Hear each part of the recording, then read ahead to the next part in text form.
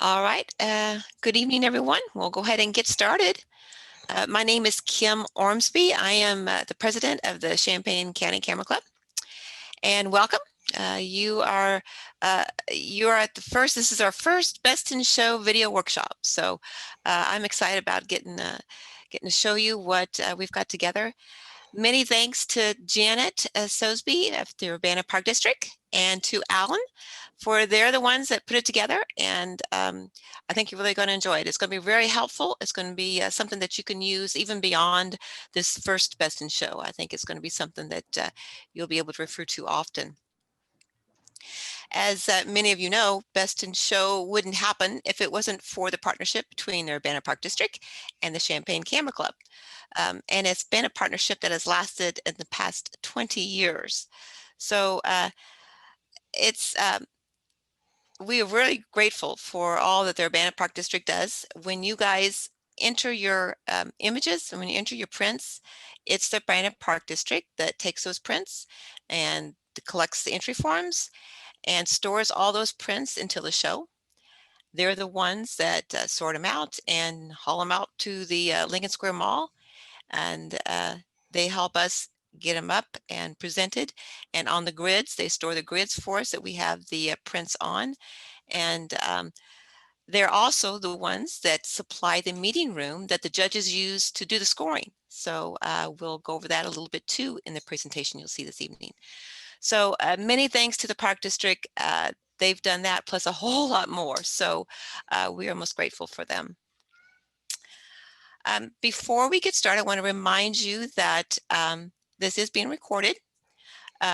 We're going to post it on the Urbana Park District's YouTube channel, so that will be available to you in the future and to anyone who is going to be entering the Best in Show. So they'll have it on the YouTube channel. And our website, the Champaign CameraClub.org website, will also have it, the link to where you could get to it from there as well. So that will be available to you. So as we get started, looks like everyone's got their mics muted. If you do have any questions, you can ask them at the end. You can unmute your mics at the end, and we will take questions and answer those then. Al Wehrmann will be our presenter this evening. He is a past president at the Champaign Camera Club. He's also the current Best in Show chairperson and has been for probably about 4 or 5 years. So he is a lot of knowledge there, and we'll be able to answer any of your questions.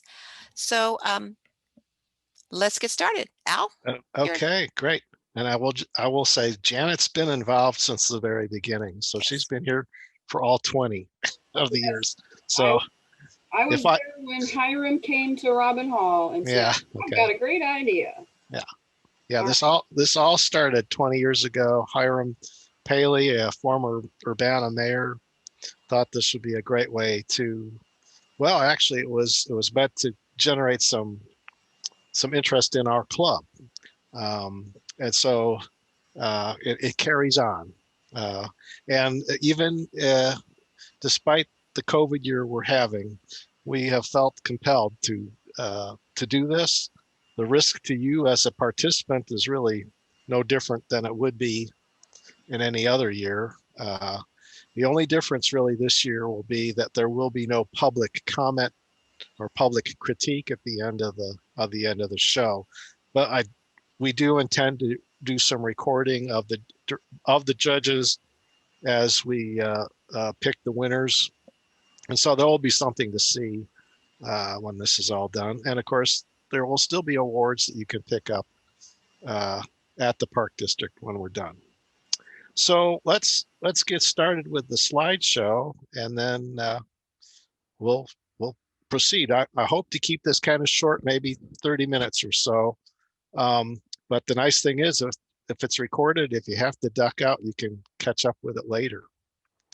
So there we are. My name's Al Wehrmann. Kim just talked, and Janet's also running the show here. So let's go to the next slide.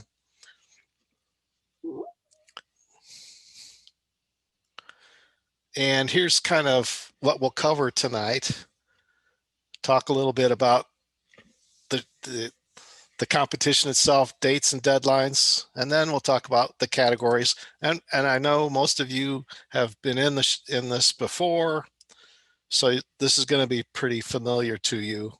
We just want to hit a few highlights, and then talk a little bit about getting pictures ready for display, and then something that I'm sure none of you are really familiar with, and that is the judging process itself.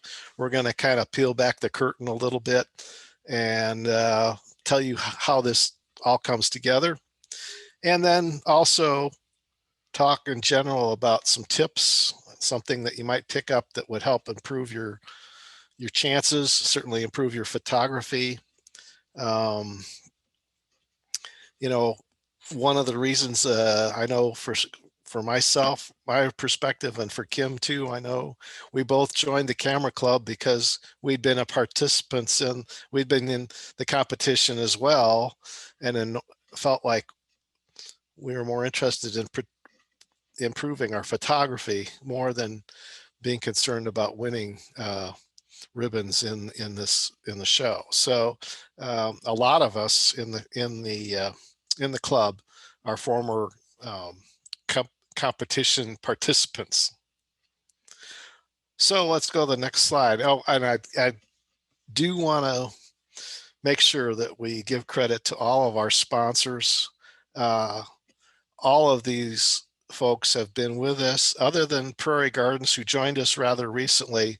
Everybody else has been with us since the very beginning. And as you know, Larry Camphor kind of gives out the big prize, but we're really dependent on everybody. Trophy Time prints the ribbons at no cost. Lincoln Square provides us the space. You know, International Galleries, Art Coop, Co-op, Illini Studio, they're all, and Busey as well, are all great proponents for us and provide us cash or gift certificates that really go back to you. So we are very appreciative of their cooperation. Okay, so if you haven't figured it out by now from the entry form, here's the important dates for getting the prints in. There's an early bird deadline of January 20th. That's where you can get them in for a little bit less money than the later deadline. So $5 at first with $3 for extra. Remember, we can only enter up to 5 prints total. After that first deadline, then the final deadline, January 27th, $10 for the first and $3 after that. Okay, let's go on to the next. And then we haven't really changed the categories at all. I do want to make sure that people are aware the club category really is for us as club members to enter. That's not something that you as general participants have to worry about. Club members, we created this category, what, 2 years ago, to allow club members to show off their stuff, but not to compete against you as general participants. So we don't get any cash back. We don't get any prizes other than a ribbon. What I think is interesting to note, though, is our entry fees are no different. And those entry fees then go towards the prizes that you guys get. So in a way, we're helping finance the show ourselves. The other thing too is I want to make sure that people understand in the nature category that is our definition does not allow any hand of man in the photo. That is to say, no structures, no roads, no bridges, no fences, or any what would you call plants that are either domesticated plants like corn or soybeans or cut flowers, that kind of thing. So it really must be of the wild nature, if you want to think of it that way. And that also includes domesticated animals, so pets and whatnot. Cows and horses that are on the farm are not allowed in the nature category. You would put them in the animal category. Also, the youth category for those that are 17 or younger, or 18 if you're still in high school. Those are the main points I want to get out of the categories. If you have any questions regarding those, please let me know and we'll do our best to answer them. So let's go to the next slide. Oh, just some common mistakes that we see when we get photos. And of course, the top of the one, putting your image in the wrong category. If we catch it in time, we'll contact you and try and correct it. So it's not a deal killer, but if we do see some, for example, we have seen some nature photography that has the hand of man in it, and we'll call you up and say, let's move it to the general category or something else. Some other things that are kind of critical, and these are just general observations, is a photo that's not really focused well. I mean, it's not going to kill it. It'll still be judged, but it just won't judge well. One thing we've heard time and time again too is try and make sure that the subject of your photograph is clearly identifiable in the photo. By this I mean, a lot of times there's a lot of other stuff going on in the photo in addition to the subject, and so it really requires some cropping or cutting out of extraneous material in the photo. And then lastly, I threw this one in as an example, and it's a pet peeve of mine, I know. But anytime you have a seascape like this one in the lower right corner, it needs to be flat. It needs to be level. And I think there's a lot of landscapes, especially around here in central Illinois, the prairie is flat, and really need to look at that horizon and make sure it's in fact flat.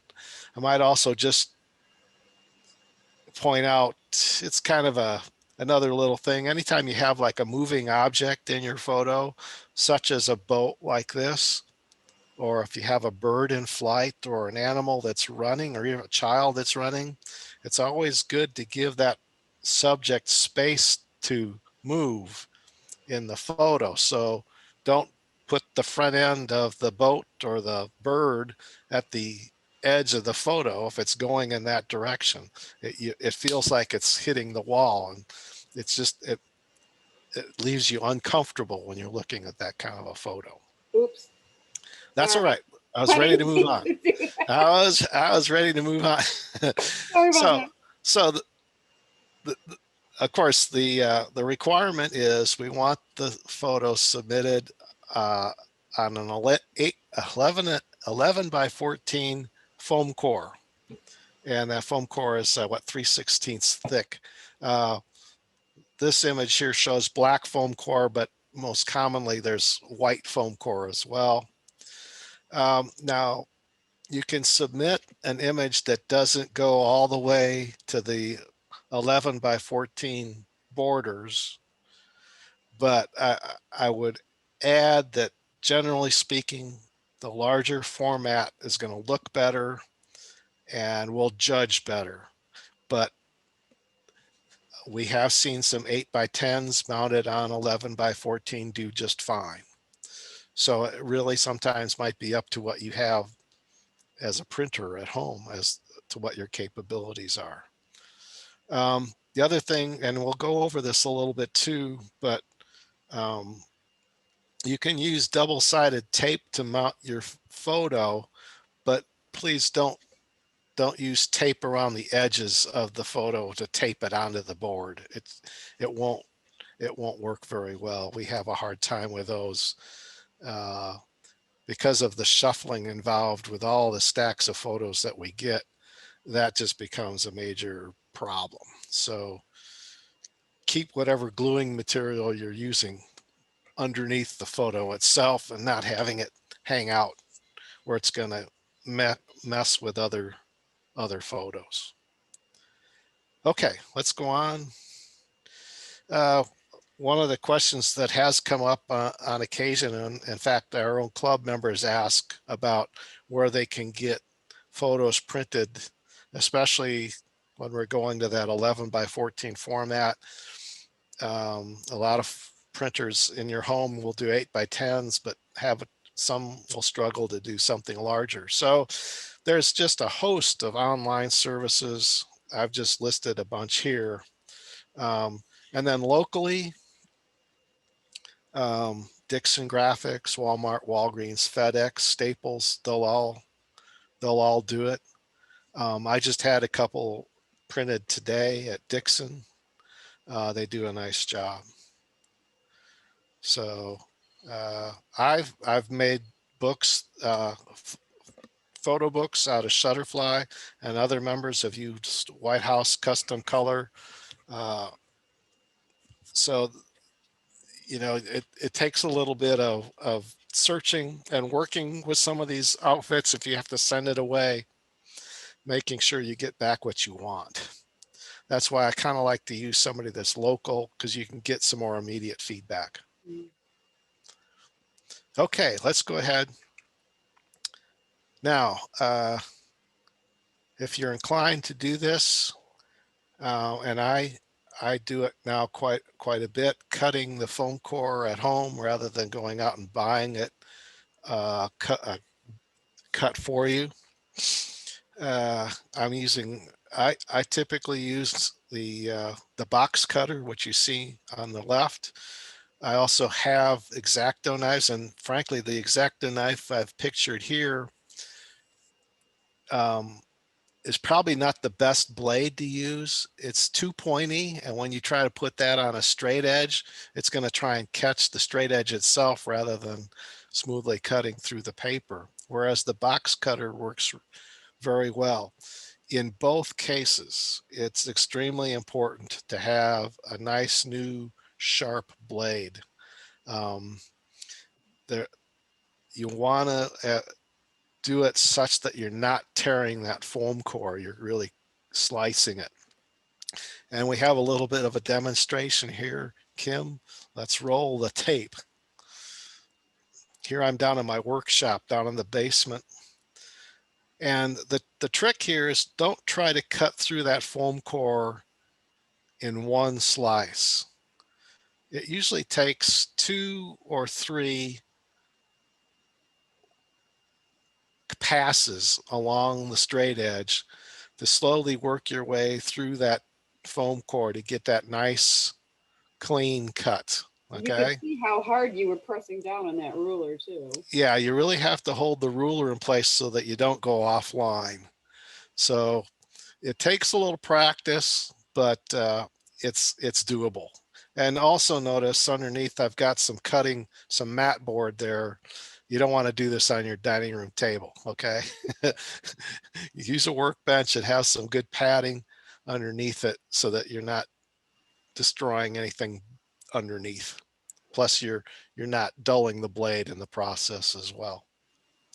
Okay, so how are we going to glue that down? There's a number of adhesives out there. A number of us have used the spray glue.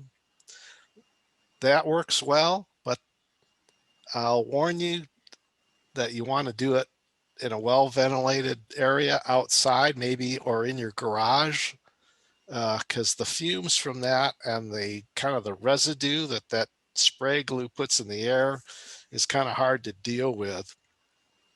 Also, once you sprayed that foam core with it, realize that once you get your photo on it, if you're off just a little bit, you're going to have a hard time getting it back on that board straight. I do know some people that they intentionally leave the board cut a little bit larger than the photo.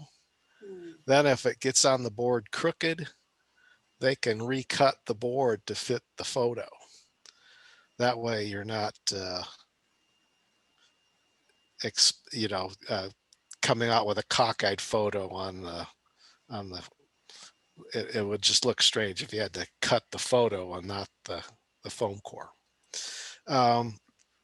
One of the things that, and then we'll see a little video here, is just using a nice, the glue stick, and they make these for fixing prints, and you can get them at most of our Michaels or Hobby Lobby. I think you could probably also get it at Prairie Gardens.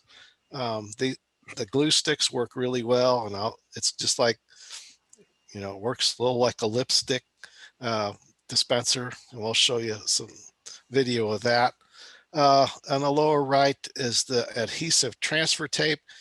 I've used this to affix photos. It's kind of like double-sided tape, but it's more like a rubber cement kind of thing. It's really meant for affixing the paper on the back of a frame so that seals the print from the air after you framed it. But it can work. I don't know that it's sold around here locally. I've picked this up from online vendor by the name of Dick Blick, B-L-I-C-K, and they have an outlet in Galesburg, but they're really good. You can go online, dickblick.com. They have all kinds of art supplies, mats, matting boards, Foamcore, all that stuff. And knives they actually have a straight edge knife that you can use for cutting Foamcore also. So let's go to the next slide, and this will, here I'm going to glue down. Go ahead, roll the tape, Janet. I'm going to use the glue stick to just glue down a photo to the mat board. I have a question. Yeah. Does this type of glue stick get dried out fast like the craft glue sticks tend to? Like, or does it stay moist pretty well? It stays moist pretty well. Like, I hadn't used this glue stick in months. Oh wow, okay. And I just opened it up and it was fine. Now, as I'm spreading this around, notice I'm trying to make sure I get the edges all the way around. And then you want to make sure that there's no lumps of the glue. You kind of spread that out so it's smooth. You don't get any bumps under the photo once you lay it down. The nice thing about this too is if you're careful, you can get the photo down and it won't stick. So be careful, as you'll see, I'm putting this down here and I'm trying to line up the edges carefully before I actually press it onto the Foamcore.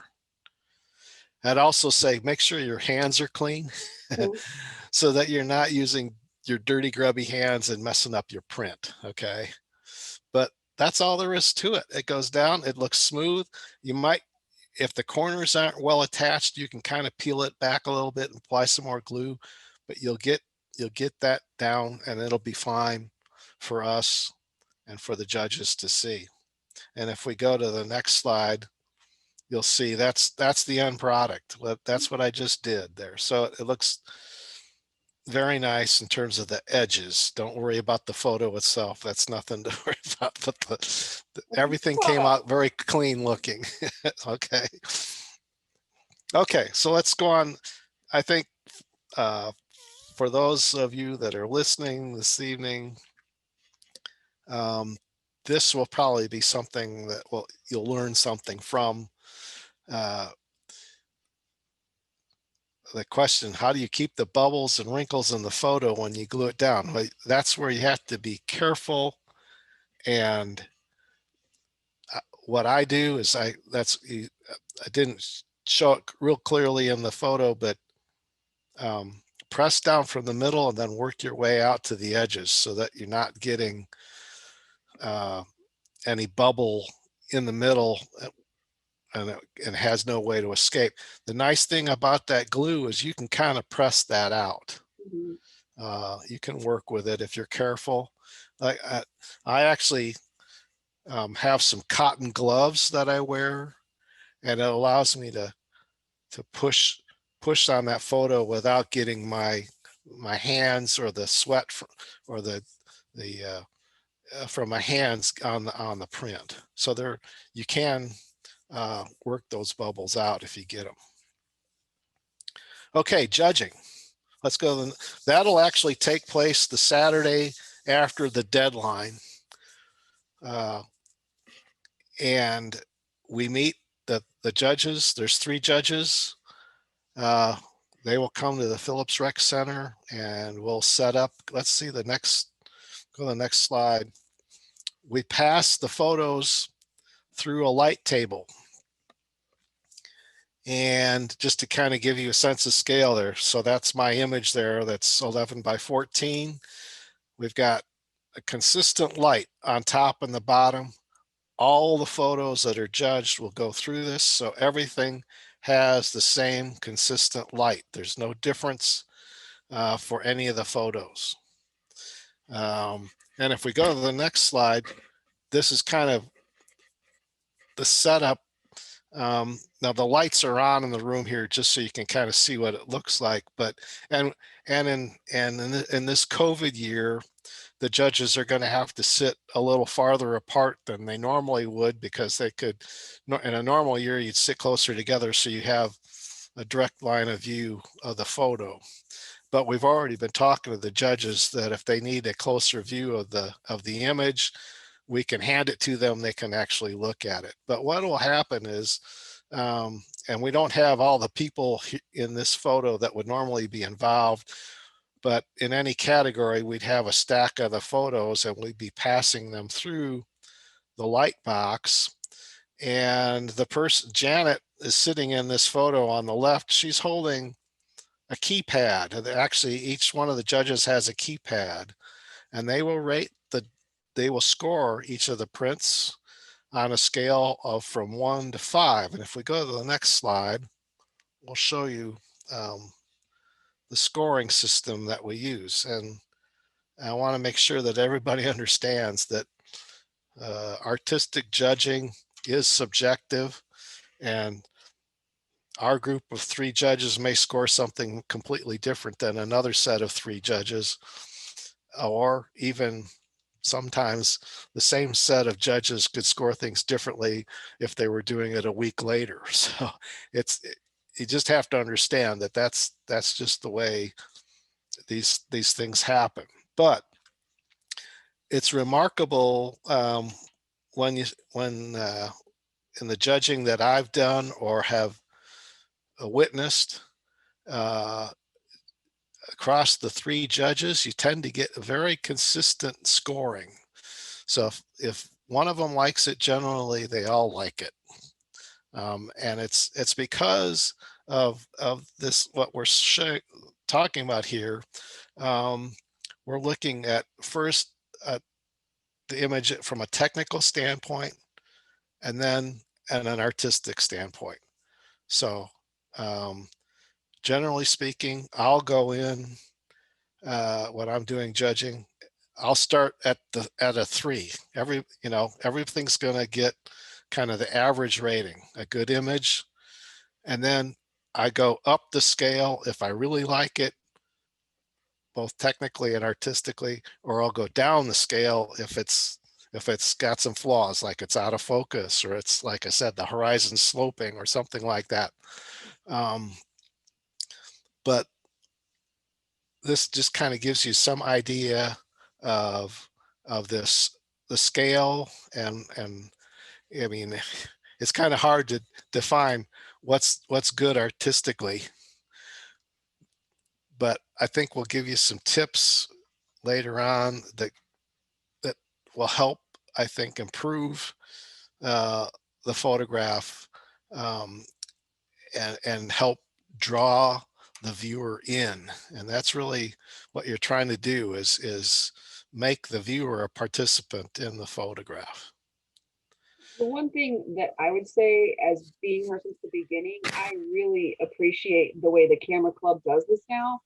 when we started, we would hang the show first at Lincoln Square, and then the troop of judges would wander around through the panels, and they would look at, they would look at the category, but sometimes there's 90 pictures in the category, so they would be like, wait, wasn't there that one of a really neat brick wall? Wait, it's over here, and they would have to go over here. And not every picture got the same consideration because some are higher, some are lower, depending on how many photos we have to have on a panel. And Lincoln Square, depending on what time of day it is, the way the sun travels through the overhead, like the lighting changes for everybody. And this way, using this light box and using the number pads, it's so equal and fair. Every photo gets looked at the same way. And I really appreciate the way the camera club has improved the judging process, because it's just way more equitable for everybody, and it's a lot easier on everyone too. So we're not all tromping around Lincoln Square. And I think it's one of the greatest improvements to the show in the last few years. Yeah, it's much more efficient that way too. We can get Yeah. through 300 or 400 photos in a morning and Yeah. not take days to do it. Now, here's where it gets a little interesting. So let's take a category of prints. So let's say in black and white photography, we've got 33 prints that have been submitted in that category. We get them all graded in that first pass through. Then what we do is we take the top 30% of the scores. So if we had 33 images in that category, we're looking for somewhere around 11 prints that we're gonna that are the top scoring prints. We're gonna set those aside, and from those 11, then we're gonna pick the top 3 winners and the honorable mentions. And that's where the judges may look at them as a group, or will pass them through the light box again. And then the judges start to say, okay, here's my favorite of this group. And they may all, that what we tend to see is there's some subtle differences.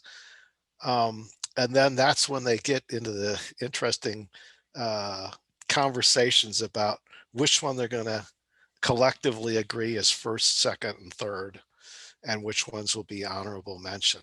And that's where the little, I won't say arm twisting, but the interesting conversations go on. And you learn something too. After having been there for several of them, you try and get some insight as to what the judges are looking for, and why they're picking certain ones as being better than others. And so in here, I just mentioned that, we talked about mounting your photograph, and it's like the presentation of your meal in a restaurant. You want a clean plate, you want the food arranged attractively. If somebody, and we have seen this where a photo comes in and sadly the foam core looks like it's been cut with a a, uh, a dining knife, not a steak knife, but a butter knife. Yeah, and just it doesn't. If you as a photographer, as an exhibitor, uh, don't show much care in what you're presenting, the judge probably won't show much care in giving you a score. And then the other thing, as I mentioned before, is that image has to capture the viewer. It has to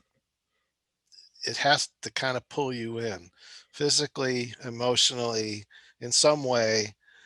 That's what makes it a winner. So let's go on to the next. And that's where some of these compositional tips will help, I hope. And we'll go through each one of these one by one. But Okay.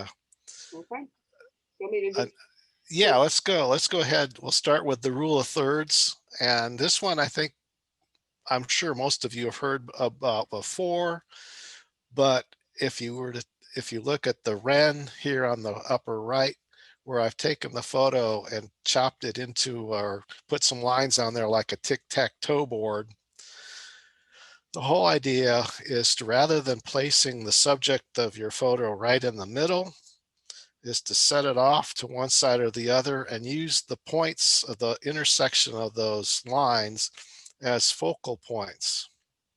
And you can see how I did that in this photo on the left on the bottom, where horizon isn't exactly in the middle of the photo. It's down at towards the bottom. And notice that red barn is not in the middle of the photo either. It's set off to the right a little bit. And what this does is, it, as I said here, it kind of creates some tension, some energy, some interest, rather than having it sit right in the middle and it's kind of smack dab in the middle, and it kind of, that can tend to block your eye. Now there are occasions where you want your subject in the middle, but this is just a technique that's widely recognized in photography. Here's another photo, and then I've also added in this whole concept of leading lines as well. So in this photo, you notice how the castle's off to the off on the left third, and a number of the rocks are as well. But notice how that path of rocks leads you into the photo and back to the back to the castle. So we've got the rule of thirds working, but we've also got this leading lines concept taking you into the photo. Let's go to the next. Here's some more examples of leading lines where it's really trying to take you beyond where you're viewing this. You want to move in, you want to go up that path, you want to go down that boardwalk and get right into the photo. Okay. And as I mentioned, you don't always have to follow the rule of thirds, but here again, now we've got these converging lines coming into the center of, and you want to go to that gazebo there at Allerton Park. So you're using the foo dogs to kind of take you to the middle, take you into the photo. Okay, next photo. Okay, another technique is using patterns or abstract parts of an image. This photo on the left, actually, the original photo is of the whole bird, of the whole flamingo. And what I ended up doing was cropping, here again, cropping to content. And to me, the point of interest was the way that neck curves around and the detail in the feathers.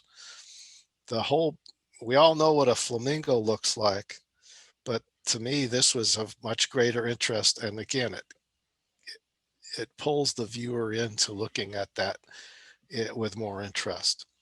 And then, of course, on the right, we're looking at a repetitive pattern. This is the roof of the Pantheon in Rome.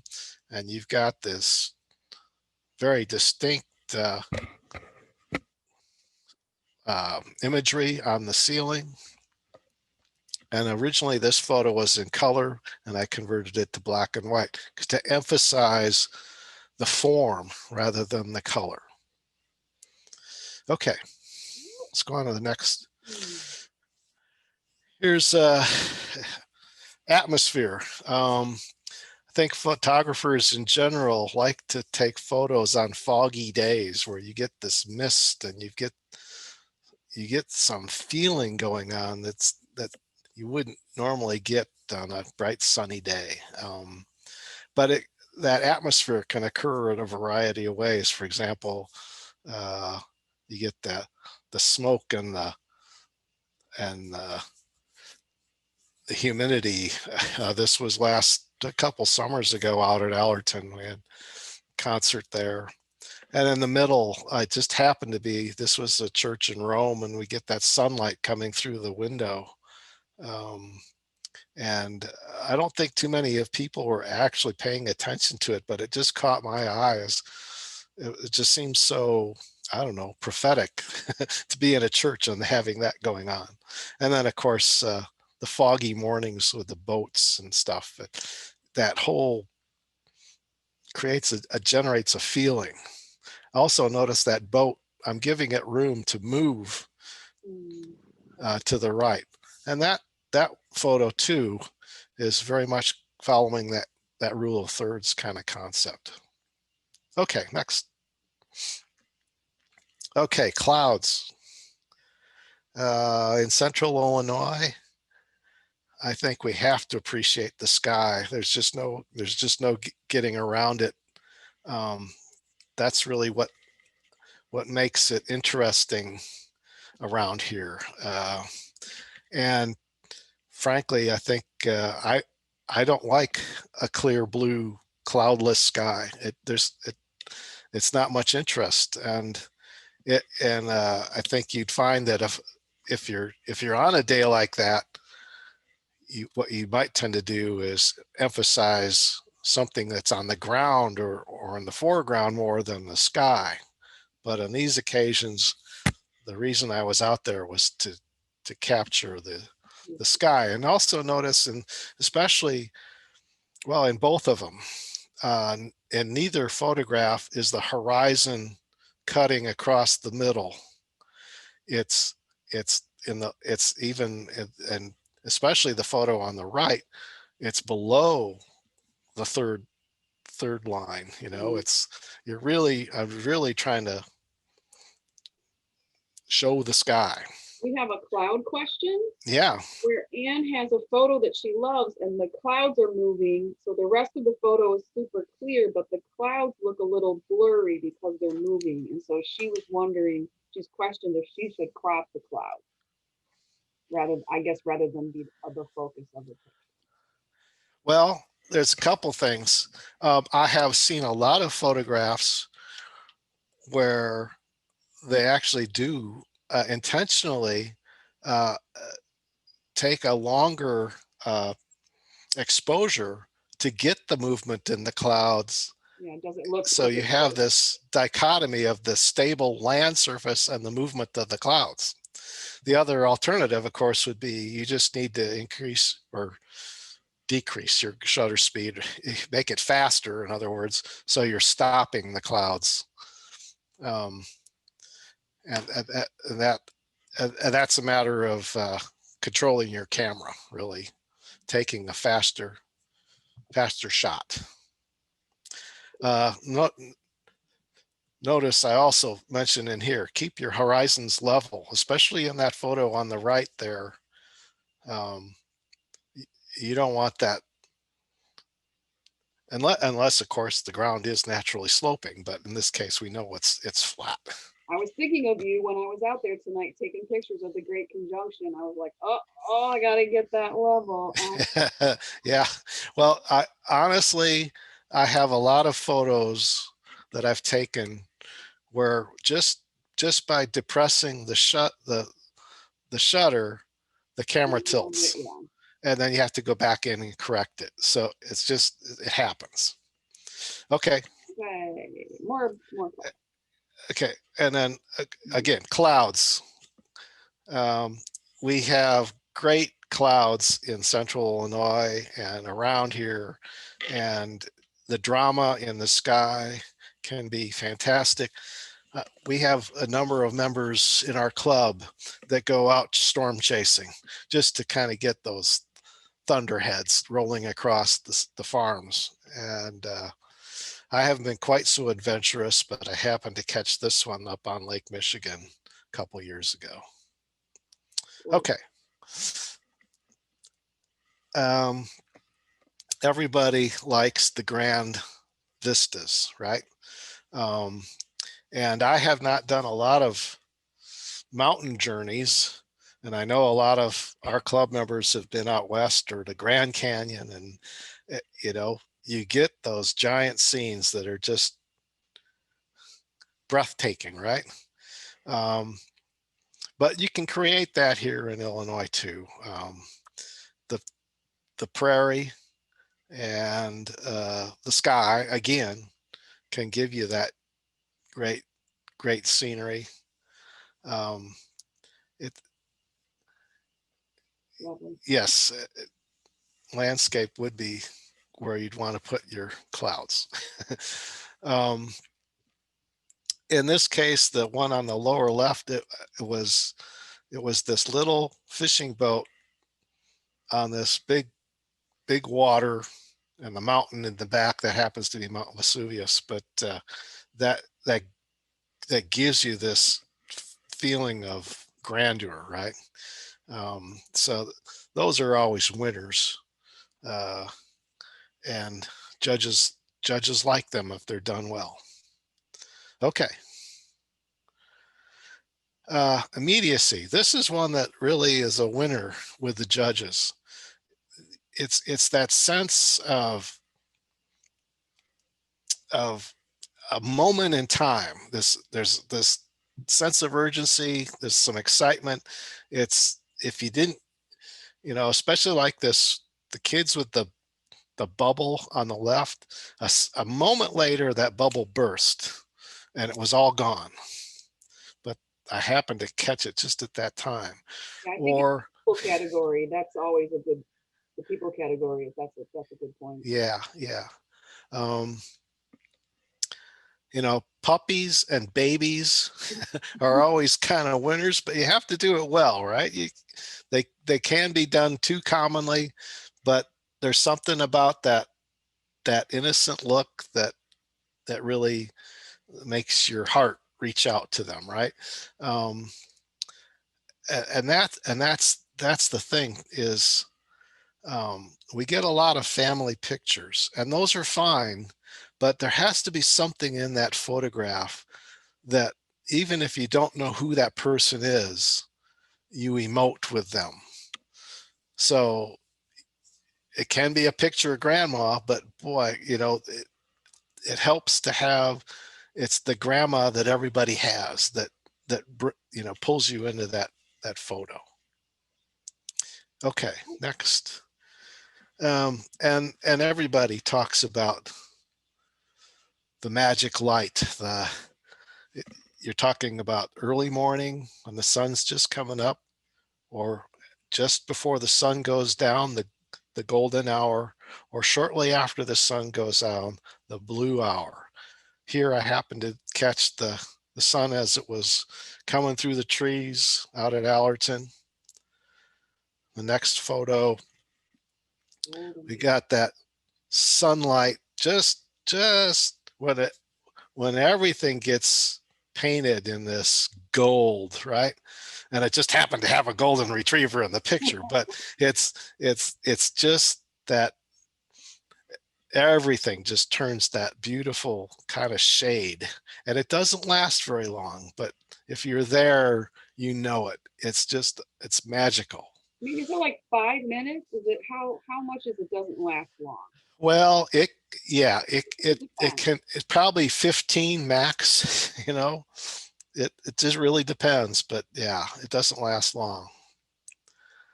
And then of course the blue hour, the sun is set, but there's still a lot of light. And you get this, the sky is no longer white and it's no longer yellow, it's blue. You can get a lot of great detail, not a lot of shadow. It's wonderful. Okay, and then the use of negative space. Here again, leave some room for the subject to occupy. Doesn't You don't want it necessarily right in the middle. And then to have blank space around it um, gives your eye a place to rest and and kind of see how the subject fits into the rest of the scene. Okay, next I think is probably the last tip, and that's what I call twice as close. And some photographer friends that I've had classes with, they talk about walking, actually physically walking closer to your subject, filling your frame with your subject.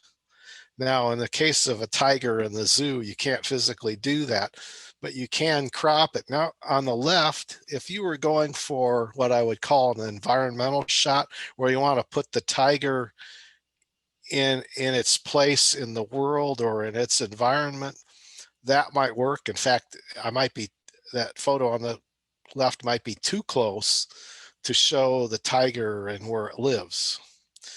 But for me, the interest was in the tiger's face and especially the eyes. And so I wanted to crop out all the extraneous stuff around it and really focus on the face and especially the eyes.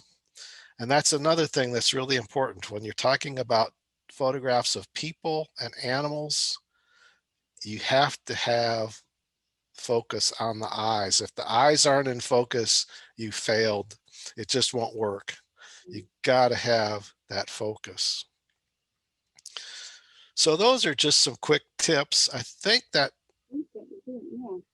takes us to the end, really. I, we're willing to take more questions, certainly. I hope we kind of gave you a little bit of insight as to how the whole show works. Question, how much color correction can you do without getting too far into manipulated? Well, I think, frankly, if the photograph still looks natural, you'll be fine. If I mean, what'll happen is a judge will probably see that it looks over processed. And then they'll just grade you down. You won't necessarily have to be put into the manipulated category or the general category. Now they'll say that looks over processed, I don't like it, and you won't get a 4, you'll get a 3 or a 2. That's just the way the grading goes. Can you recommend a brand of glue stick? The one I used there in the video, I don't remember what that was, but on the glue stick, it does say it was meant for photos. I'd have to go back and look at it, and I'm pretty sure I probably got that at Hobby Lobby. So sorry, Alan, I can't give you a specific name.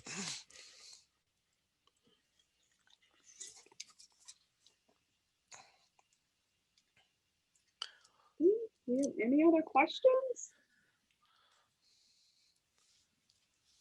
You don't have to put it in the chat. If you'd rather just unmute your mic and just ask us, that's okay too.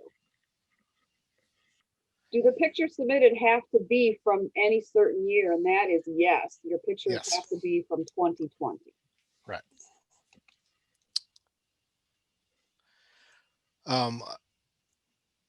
I was out earlier, Janet was out earlier, and Kim was out earlier. We were out earlier, all on our own separately, looking at the conjunction of Jupiter and Saturn this evening.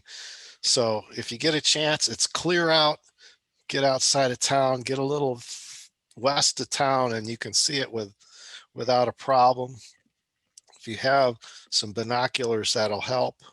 Actually, I expected them to be a little closer together than they were, but they're clearly, it's an event that's worth at least seeing. Some might say it's underwhelming, but I was still impressed. I thought it was neat. Yeah. You might want to go pretty soon though, because I think it goes away after a while. Yeah. Be visible. I used a big lens and was able to get a photo where you can actually see some of Jupiter's moons. So it's pretty cool. Yeah. So those things are out there. You just have to go find them. Anyway, thanks a lot for Yeah. sitting in with us, Mhm. and Merry Christmas, Happy Holidays, everybody. Yep. And I look forward to seeing your photos in another month or so.